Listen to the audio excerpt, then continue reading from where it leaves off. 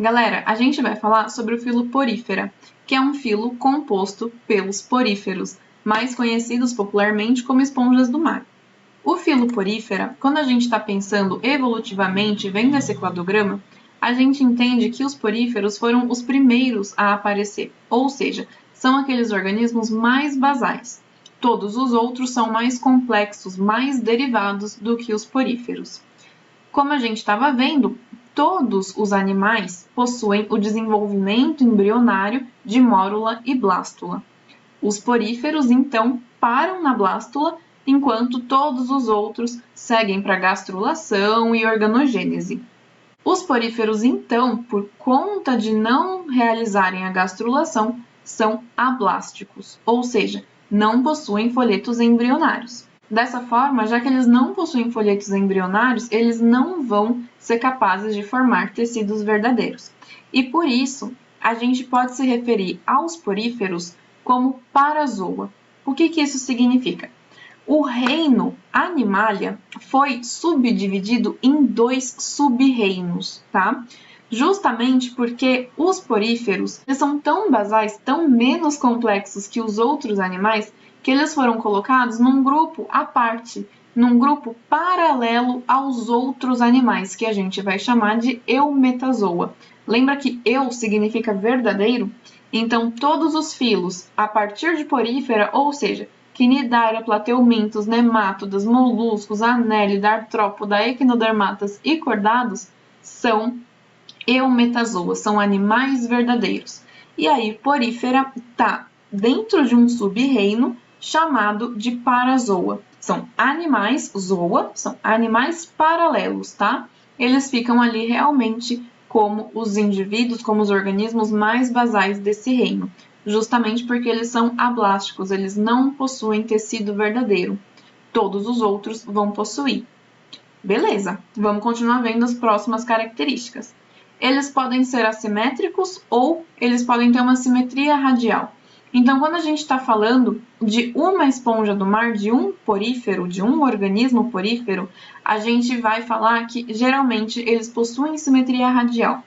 Daqui a pouco, nesse vídeo, a gente vai ver que existe uma reprodução assexuada chamada de brotamento, no qual um novo brotinho vai começar a se desenvolver no corpo desse porífero, no corpo desse animal, e quando esse broto estiver um pouco mais desenvolvido, ele pode se destacar e formar um novo indivíduo que é clone desse daqui original. Tranquilo. Agora, por que eu estou falando sobre reprodução para vocês? Porque quando os poríferos são conhecidos como assimétricos, geralmente eles estão com essa forma de brotamento.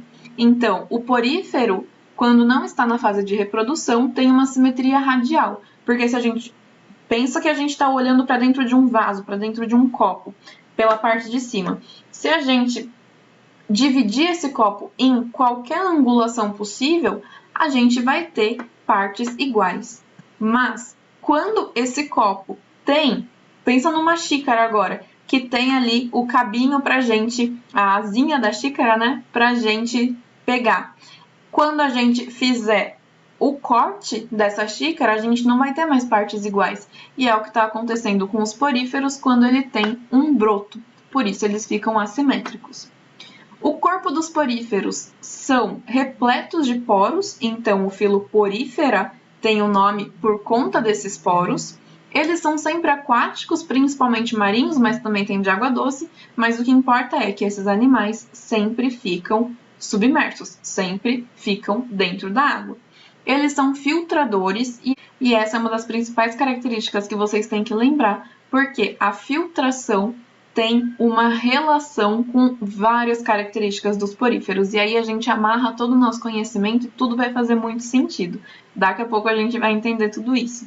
Os poríferos, eles têm alta capacidade de regeneração, então, se esse porífero, se essa esponja do mar é cortada ao meio, sei lá, tá passando um peixe muito rápido ali, um tubarão, bate nesse porífero, nessa esponja do mar, ela quebra no meio, ela quebra em vários pedaços, cada partezinha daquela vai formar um novo indivíduo. Então, é uma alta capacidade de regeneração.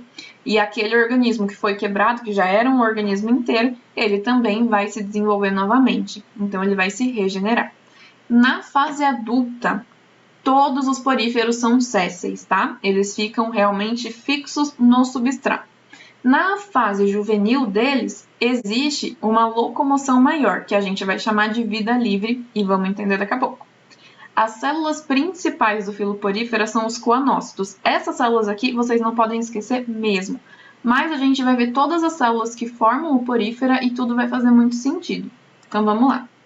Pensando na morfologia, pensando como que esse organismo é formado e quais são as células dele, como que acontece toda a vida aqui dentro desse organismo que é ablástico, que não tem tecido e que é séssil. Vamos lá. Se esse organismo é séssil, se ele é fixo num substrato, vocês concordam que ele não vai conseguir sair por aí pelo mar nadando, caçando alimento? Ele precisa achar, então, um meio de conseguir se alimentar. Já que ele é séssil, ele não pode sair nadando por aí. Então, esse organismo, ele vai filtrar. Por isso que é muito importante vocês saberem que os poríferas são filtradores.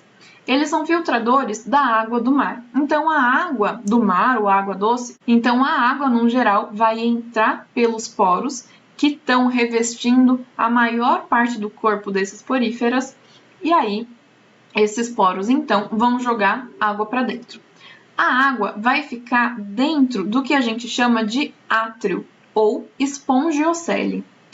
Essa água tá aqui, vocês concordam que ela tem muito nutrientes? Pode ter bactérias, pode ter protozoários ali, pode ter algumas algas unicelulares. E o porífero, então, esse animal heterotrófico, vai se alimentar de todos esses outros organismos. Beleza, então a gente tem água acumulada aqui. O que vai acontecer? Essa água vai ser utilizada pelos coanócitos para a alimentação dos poríferas. Então, os coanócitos são células especializadas para a nutrição desses organismos. E é muito importante que vocês saibam que os coanócitos possuem flagelo. Por quê? Esses flagelos vão ficar todos em direção a essa parte oca, o átrio ou espongiocele dessa esponja. Porque esses flagelos vão ficar batendo e formando um fluxo de água para que essa água possa, então, entrar dentro da célula, dentro do próprio coanócito, e ali os organismos que vierem junto com essa água forem digeridos, certo? Para realmente nutrição da esponja. E também esses flagelos formam um fluxo de água que faz a água sair pelo ósculo, que é a abertura aqui no topo da esponja, tá? No topo dos poríferos. Então, olha o caminho que a água vai fazer. E por isso que esses organismos são filtradores. A água vai entrar pelos vários poros do corpo dessa esponja, ela vai ficar acumulada aqui no átrio ou espongiocele. Os flagelos dos coanócitos vão começar a bater e formando um fluxo de água para que esses coanócitos se alimentem, para que eles capturem os organismos, os seres vivos que estão ali naquela água, e também o restante dessa água em excesso vai ser levada pelos flagelos, também fazendo um outro fluxo de água para o ósculo. Para que a gente entendeu como essa esponja se alimenta, como que ela se nutre, a gente pode ver algumas características das células que a gente comentou, mas também a gente pode ver algumas outras células que são muito importantes para o funcionamento geral da esponja. Vamos lá. Existem os pinacócitos, existem os amebócitos e os coanócitos que a gente já conhece. Os pinacócitos, eles vão formar a pinacoderme. Não é um tecido verdadeiro, mas tem esse nome para que a gente saiba que essas células formam a parte mais externa da esponja. Então, quando a gente olha para uma esponja, o que a gente vê aqui, num geral, é pinacoderme, tá bom? Formando essa placa, essa estrutura da esponja. Os coanócitos formam a coanoderme, coanócitos, coanoderme, e a coanoderme é a parte mais interna da esponja. Então, como a gente viu, os coanócitos batem o flagelo dentro ali da espongiocele, do átrio, por isso vocês já fazem a ligação rapidinho de que os coanócitos ficam sempre na parte mais interna da esponja, tá? E os amebócitos, que a gente já vai ver qual que é a importância dessas células, formam o mesoílo, que é esse conjunto de células que fica entre a pinacoderme, mais externa, e a coanoderme mais interna.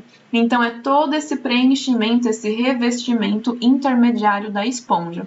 O importante é que no mesohilo, além de células, também existem alguns compostos químicos que a gente chama de espículas e fibras de espongina. Essas espículas e fibras de espongina são muito importantes para formar a sustentação da esponja, para que ela realmente tenha um formato delimitado ali, se a esponja é mais gordinha, se é uma menor, se é uma mais alta, uma mais baixa. Então, as espículas e as fibras vão dar essa sustentação, essa rigidez para as esponjas. Vamos então, parte por parte, célula por célula, entender o funcionamento das esponjas. Como a gente já viu, o filo porífera recebe esse nome porque eles são formados por poros. E quem forma esses poros são células muito importantes chamadas de porócitos. Então, basicamente, ali todos os nomes levam a gente a lembrar que existem poros nas esponjas. Então, o porócito é por onde a água entra, tá? Quando a gente está falando dos pinacócitos, a gente vai estar falando de células que são muito unidas e bem fininhas, elas são achatadas, porque essas células vão fazer o revestimento externo da esponja, ou seja, os pinacócitos vão formar a pinacoderme. E é basicamente essas células que dão também as variadas cores das esponjas. Depois a gente tem os coanócitos, a célula mais importante que vocês têm que saber. Por quê? Elas vão formar o revestimento interno, então realmente elas estão ali na coanoderme, tá? Bem direcionadas ao átrio ou à esponjocele, porque elas vão formar esse fluxo de água muito importante para a filtração, que é o modo de nutrição das esponjas. Então, elas vão possuir o flagelo, que vão formar esse fluxo de água, tanto para a nutrição, quanto para essa água sair e sempre entrar nova água. Então, a água sai, a água entra pelo porócito, a água sai pelo ósculo, a água entra pelo porócito, e aí as esponjas conseguem fazer essa filtração e conseguem, então, se nutrir. Vamos lá. Os coanócitos são muito importantes também, porque além desse fluxo de água, são essas próprias células quem vão digerir aqueles organismos. Então, bactérias, protozoários, algas unicelulares, todas entram realmente aqui pelo colarinho dessa célula, então por esse funilzinho que tem, elas entram aqui. E aí dentro dessa célula existem as organelas lisossomos, que vão fazer a digestão intracelular. Depois, esses coanócitos vão compartilhar esse material nutritivo com outras células. Vamos entender agora quando a gente estiver falando sobre os amebócitos. Os amebócitos formam o mesohilo, que é aquele revestimento intermediário, junto com as espículas e as esponginas, tá? O crescimento e regeneração da esponja é devido aos amebócitos, então essas células são muito importantes porque elas são totipotentes. Essas células podem se especializar em coanócitos, podem se especializar em pinacócitos, e aí a regeneração da esponja é feita pelos amebócitos justamente porque, aquele exemplo que eu estava dando, tá lá nadando um peixe muito rápido, bate numa esponja, essa esponja quebra. Os amebócitos que estão ali no mesohilo, no revestimento interno, no revestimento intermediário, vão se transformar, vão se modificar em pinacócitos e aí acontecem diversas divisões celulares ali para que essa esponja se regenere. Beleza, também, claro, pode se transformar em coanócitos e, além disso, eles também podem formar gametas. Então, essas células são muito, muito, muito importantes para a vida, para a manutenção da vida da esponja. Falei também que elas produzem espículas e esponginas, então, muito importante para que a esponja tenha aquela rigidez, aquela sustentação necessária. E, depois que os coanócitos fazem a digestão intracelular, os amebócitos recebem todos esses nutrientes e começam a distribuir esses nutrientes e também excretar tudo aquilo que tiver em excesso. Então, os amebócitos são células muito importantes. No geral, as esponjas vão ter, então, a nutrição por meio da filtração, porque elas são sésseis, e como elas são sésseis, elas não podem sair correndo atrás do alimento delas, elas não podem caçar. Então, elas precisam filtrar a água, e aí dentro, junto com essa água, vem vários organismos, vários seres vivos ali, que vão participar da alimentação delas, tá bom? Então, pensando na morfologia, o que a gente precisa saber?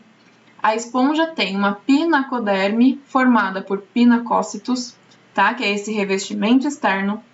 A esponja vai ter uma coanoderme, que é o revestimento interno, formado por coanócitos, células muito importantes que vão atuar no fluxo da água e na nutrição desses seres vivos. No meio, entre a pinacoderme e a coanoderme, a gente tem os amebócitos, formando o mesoílo, junto com as espículas e as esponginas. Beleza? Essa parte oca aqui dentro da esponja é chamada de átrio ou espongiocele e é ali que a água fica acumulada para que a esponja possa se alimentar. Depois, esse excesso de água vai ser jogado para fora por meio do ósculo. Perfeito, vocês já sabem tudo de esponja agora. Só falta a gente passar por mais 2 temas e o vídeo já está acabando. Esses 2 temas são os tipos de esponja e os tipos de reprodução. Existem 3 tipos de esponjas principais, que são as ascon, a sicon e a leucon. As esponjas ascon são essas que a gente está vendo. Então, essa morfologia mais comum de que os porócitos, o canal de entrada de água, ele é simples. Então, do meio externo, a água entra pelos porócitos e é jogada aqui na espongiocele ou no átrio. Nas esponjas sicons, o que vai acontecer? Já existe alguns compartimentos aqui, alguns canais que podem levar essa água para o átrio, para a espongiocele, que também é grandona. Mas agora, na esponja leucon, esses compartimentos, eles são muito mais segmentados. Então, aqui a gente tem diversos canais que levam a água até o átrio. O que acontece nessas câmaras, nesses compartimentos? Os coanócitos ficam em maior quantidade aqui e por isso a absorção é feita de uma forma muito mais eficiente, porque a água vai passando por cada uma dessas câmaras para só depois chegar na espongiocele e aqui ser levada embora pelo ósculo. A primeira reprodução que a gente vai falar é o tipo assexuada de brotamento, como a gente começou a falar no início da aula. Então, a gente tem um organismo adulto, essa esponja vai começar a produzir um brotinho aqui, uma partezinha de esponja que pode se destacar, cair no substrato e aí se desenvolver num novo indivíduo adulto, que é basicamente, ou que na verdade é um clone desse daqui original, tá bom? O outro tipo de reprodução assexuada é por regeneração, então como a gente também já conversou, existe, por exemplo, um organismo adulto ali e esse organismo sofreu alguma quebra. Então, um pedaço dele foi quebrado e esse pedaço vai se regenerar, vai cair num substrato também e vai se desenvolver. E o organismo ali original que foi vítima, que sofreu aí essa quebra, também se regenera, tá? E a gente tem um tipo de reprodução assexuada também, que alguns autores vão chamar de forma de resistência, por quê? Quando a esponja ela tá no meio ambiente ali que tá ótimo para ela, perfeito. Ela fica na sua forma original, na sua forma de esponja mesmo, né? Como a gente conhece como esses vasinhos aqui. E aí ela tá sobrevivendo, fazendo a filtração, fazendo ali todo o modo de vida dela. Se esse ambiente não for mais ótimo, se esse ambiente não for mais propício para que ela sobreviva, ela pode entrar nessa forma de resistência para sobreviver.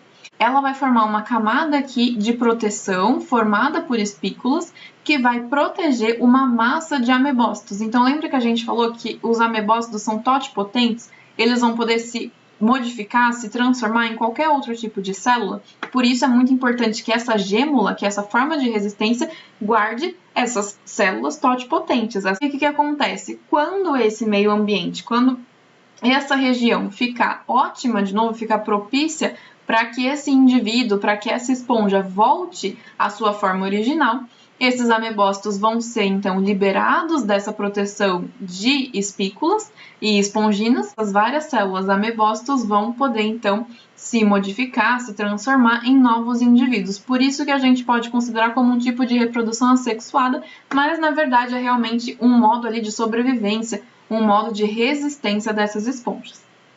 Na reprodução sexuada, a gente tem que saber que as esponjas, que os poríferos, são monóicos, ou seja, possuem os 2 sexos no mesmo indivíduo, ou então a gente pode chamar também de hermafroditas.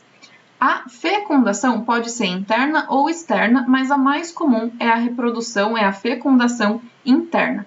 O que vai acontecer? Os amebócitos, que são as células totipotentes, a gente acabou de falar, eles também podem se modificar, podem se transformar em gametas, lembra?